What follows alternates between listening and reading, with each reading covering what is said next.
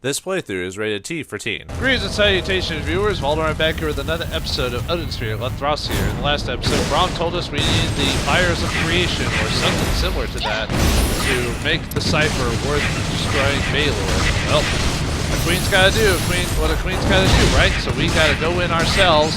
No help, no backup, no whatever. Just all by ourselves. Hey, you think I'm complaining about her just because, like, the circumstances, but I complain about this in any storyline, really. It's like, you play a prince, and you don't bring your army with you? And of course the game goes, well, Brom says, well, we can't have a group of people because we'll be noticed. I'm like, I don't believe it. I don't believe it. Then again, I guess this is a kingdom, and I guess bringing a ton of people there would be considered invasion, but well, anyway, let's challenge the trial at this place, shall we? Looks like it's going to be... Oh, two sultry seductresses. Can we do it? Well, I guess we'll find out if we can. Maybe use potions or something like that. That might help me out with this fight.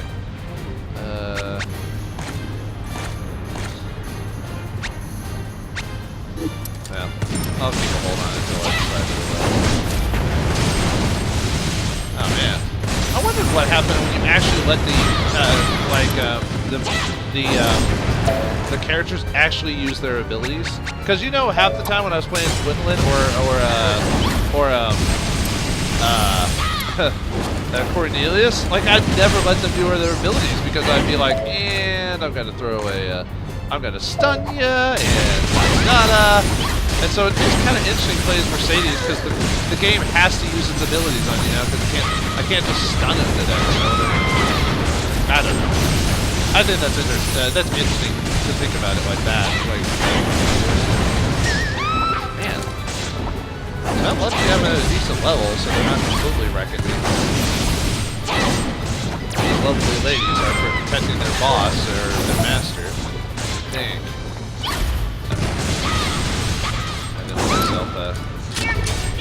Maybe I should cast unlimited ammo there. Oh, because I do have that ability. Alright. That's how you beat Vulcan. You well, other than making it emotional, you cast a bunch of stab sails. Oh, very nice. Alright. Uh-oh, don't summon the brigade. Well, luckily they auto-die when you finish her off, so it actually wasn't too bad. Maybe it's because I'm like level 48 now, so that might be one of the reasons. Like I said, like I do all the time, I food grind and item grind off screen, so I can... Although I didn't do much this time. I basically just bought a couple things and made my meal, so... So when I say grind, doesn't mean I take very long. That could be anywhere from like 5 minutes to an hour, depending on what it is. Usually you can kind of tell how long it's taken me, depending on my level. Uh-oh, don't want to get hit by the thing. But it depends on my level, is how much you can tell how much I've actually grinded. If I'm really high level, I probably grinded for a bit early.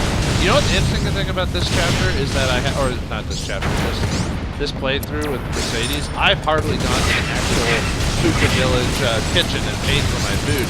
Most of it's been from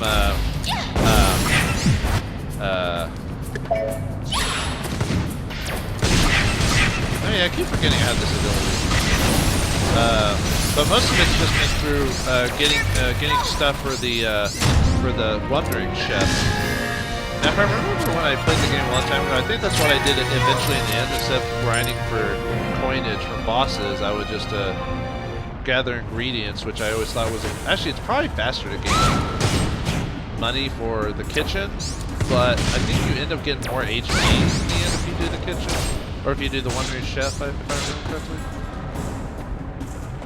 I don't know, I could be completely wrong. The kitchen does give you a lot of HP for paying for it, so... I don't know. Maybe I am doing it wrong. Maybe when I play the other characters, I'll decide to just skip grinding for ingredients and just grind for coins and just fight bosses over and over and over again for that. Okay, so we're here. Let's see. We've got plenty of room. Got plenty of potions. I've got a cooler if I get caught. I've got the fireproof charm. talisman. And I've got the adversity ring. I don't really need that. I'm just doing it because it's the highest defense. And she kind of needs it, so... Oh, we're... let's see. I don't have any food. Let me go heal up first. I don't want to go through the fight without munching on something real quick. Drop those on. And I've hardly been eating any of my food throughout this whole thing. Potions I can just... Sure, that'll work. I'll just drink it. Probably don't even need it. Okay, now we can do it. Alright, time to fight the boss of this place. I wonder who it is. It'd be funny if it was Levanton again. I was like, are we fighting the dragon with the crown again? Alright, let's steal ourselves and see who it is. Yes.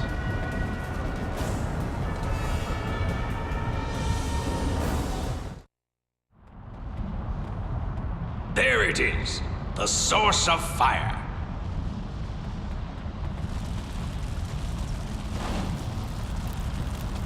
This should do. There's no one around. Isn't this the Inferno King's palace?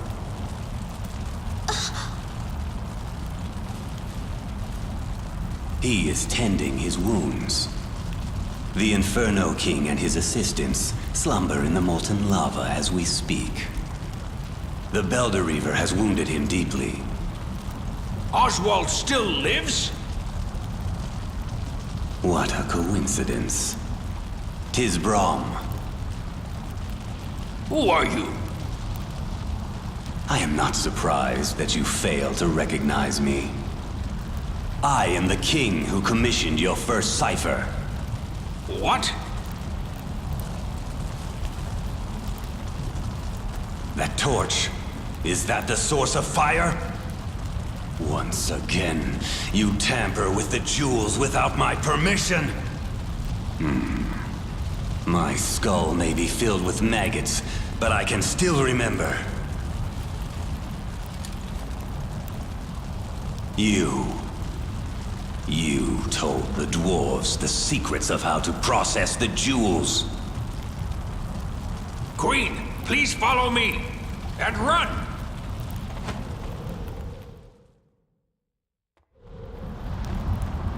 Who was that? I know not why he is here, but that was the ghost of King Valentine, ruler of the land I once called home. He has clearly lost his mind. How can you be so rude to your former master? I deeply regret having kept you alive. Clear the way, King Valentine. That rock created from my furnace does not frighten me at all. Brahm, is this jeweled artifact one of yours? Very well. Allow me to present my final creation to you. A baby dragon. A dragon with a crown. You should know very well the powers in this crown. This hatchling has my power and consumed the fire source. What? Now, my little spawn, devour these mortals before Onyx's forces arrive.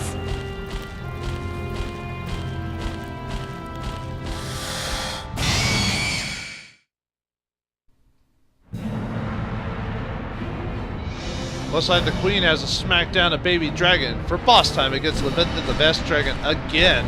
Are we always gonna fight this poor baby dragon? Oh god, it's more powerful than we ever thought. Ah! Take this, you'll... If you ever want to smack a baby around, this is the only time you're gonna be able to do it and it's legal, okay?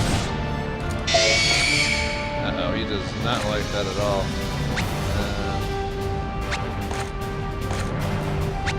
I'm trying to think if I actually want to... Yeah, I'll shoot him. Uh-oh.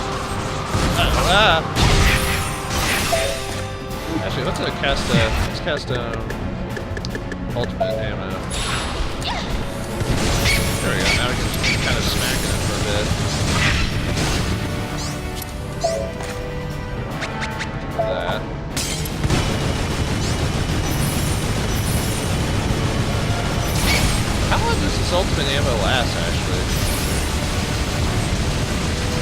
it lasts for quite a bit of time, I'll admit. Aha! Oh, right. I guess another spell. Shoot Mandragora. Let's just cast this. Wait, was that? Oh, that was the wrong spell. Whoops. And dang it. I meant to cast the Banshee. Whatever it is. What was the Banshee called?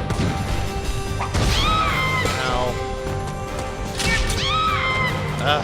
For a lady who can fly, I'm surprised I actually let myself get hit by a dragon that's charging me with a little round. Ow! Little punk. I'm so glad I'm at the level I am, otherwise this would be a lot more challenging.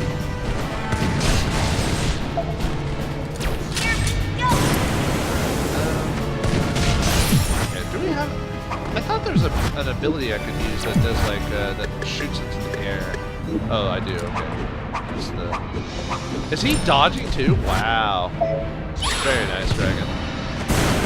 Ah! Nuts. Okay. Yeah, this trouble when I was fighting with Cornelius too. Gwendolyn actually had the easiest time with Leventon for some reason.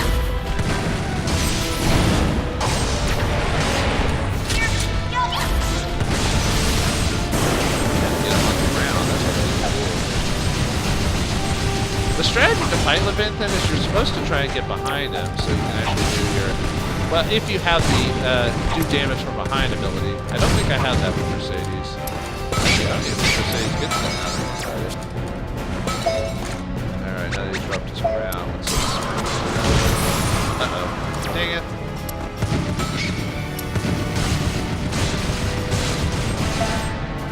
Oh, he's looking for his little... Oh, we got to see him without his crown for a second.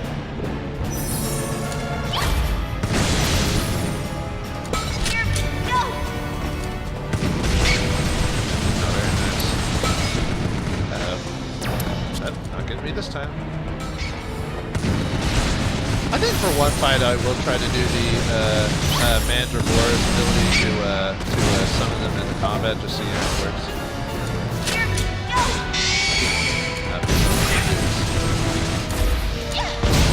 Looks like he's almost out though. Sorry, baby dragon. You don't belong in this world anymore.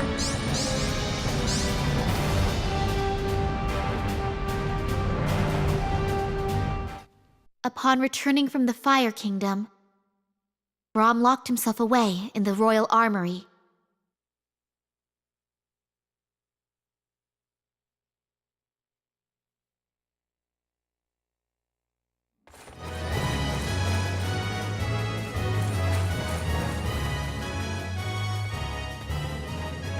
How may I serve? Gather some willing troops. There is little time to launch a counterattack.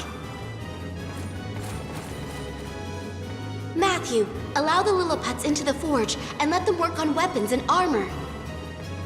Tell them to do their best and match the skills of the Demon Lord's dwarves. Understood. I am going to speak to the Paladins and inform their leader of what to expect. Your Majesty. There you are, Braum. Is it complete? 'Tis my life's masterpiece. And with this, I shut the curtains on my career as a blacksmith. Braum. I have a request. May I have some time off? It pains me to not be able to see my work in action. But I have learned that Oswald, the wielder of the Belderreaver, is still alive. It is my fault that his life is in shambles. He may not wish to see me, but I want to go to him. I see. Do what you must. Don't worry about the weapon. I shall make news of my victory ring loud and clear across the land. These rickety bones make it difficult to compete against others in battle. Now, please take this. This lethal bow. I have stripped it of its former name, the Tasla, and renamed it Reblanc. It means the piercing one in the old dwarf tongue. 'Tis the only cipher in all the world with the power to destroy another. Alright, with the ability to destroy the Baylor and other ciphers, we get a Phozon Prism, and completing Chapter 6, of course. Man, I can't believe we fought that dragon again. Man, is anyone else not going to fight that dragon in the fireplace? Oh, well, that's never that big of a deal. Anyway, for that, we get the Lunar Side Shot. Fires repeatedly towards the ground while leaping over in an arc. So basically, it's... I think Gwendolyn had ability like that, where she jumped around and threw feathers down. It's kind of similar to that, basically. Yeah, we'll go ahead and max it out if we can, if we have enough Phozons. I think we do, yeah. We're good there. Alright.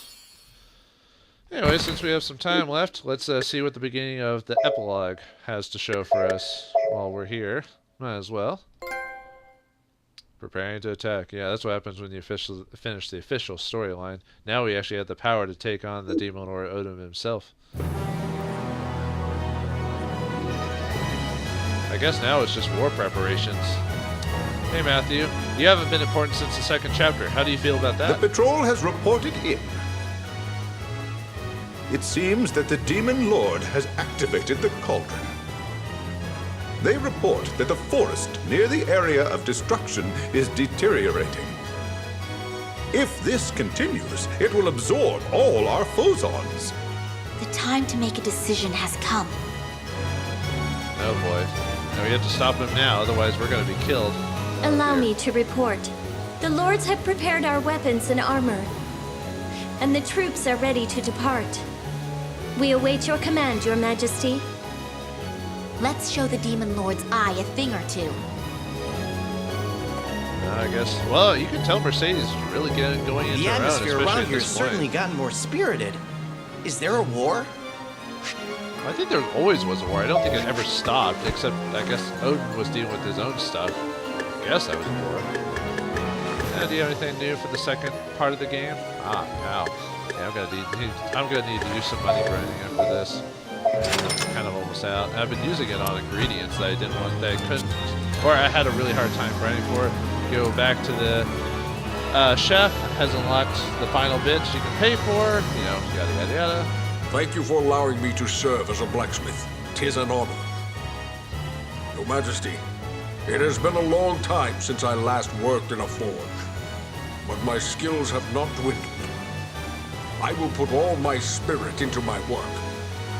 Well, that's right, because the previous queen prevented the dwarves from ever using their smithing skills again, so they were forced to stop. So it's kind of weird that they can just jump right back into it. I guess you can't take the smithing out of a dwarf, huh? I swear by my horn, I will fend off any attacks from the Demon Lord's troops. I have high hopes for your actions. You know what I'm really curious about is what happened to Ingram during all this time. Allow me to report. The Aesir have noticed our recent activities and have begun gathering together. Good work. Please continue to inform me of your future findings. Oh yeah, you can even tell their crossbow's slightly different now. I don't think it's any more powerful. It's just story-wise, it obviously looks different and it has a specific reason. But yeah, it looks like the epilogue of our tale is us finally coming to blows with the Demon Lord himself. It looks like it's all come down to this: Aesir versus Vanir, Elf versus Valkyrie, and Dwarf against Dwarf. It will be a chaotic time, and well, it'll affect everyone and everything. It's time for Queen Mercedes to take a stand and lead her people to war and to victory. Can Queen Mercedes lead her people to victory? Will the Demon Lord's Baylor prove too much for the new revolve that Brahm has created? Well, find out next time in the epilogue chapter of Odin Sphere Leifthrasir for Mercedes herself. Thanks for watching, hope you enjoyed, and I'll see you next time.